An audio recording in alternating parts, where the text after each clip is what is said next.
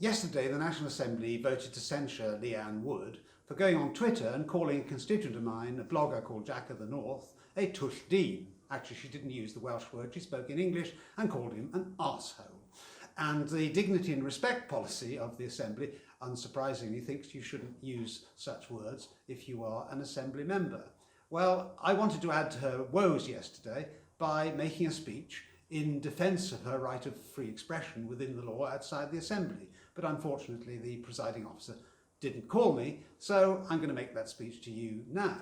If Leanne Wood wants to demean herself by being crude, coarse, vulgar, offensive, insulting, bigoted, intolerant, then that must be a matter for her. She has a responsibility for which her constituents will hold her guilty if they think that this is wrong. It shouldn't be the National Assembly that censors members in what they say, certainly outside the Assembly, which is what dignity and respect policy does. But then Leanne voted for it, and Plaid Cymru members en bloc voted for it. I was the only member of the Assembly, I think, who refused to vote for it.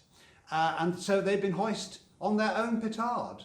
And I don't think they've got any cause to complain at all. But of course, they think that the dignity and respect policy is something that applies only to others, not themselves. Well, Leanne obviously thinks that being abusive on Twitter to anybody to the right of Jeremy Corbyn plays well to her hard-left echo chamber, but somehow I don't think it'll do so well with the Welsh voters at large. But I'm very happy for the ugly face of Plaid Cymru to be revealed in glorious technicolor. I say bring it on, let's have more Leanne.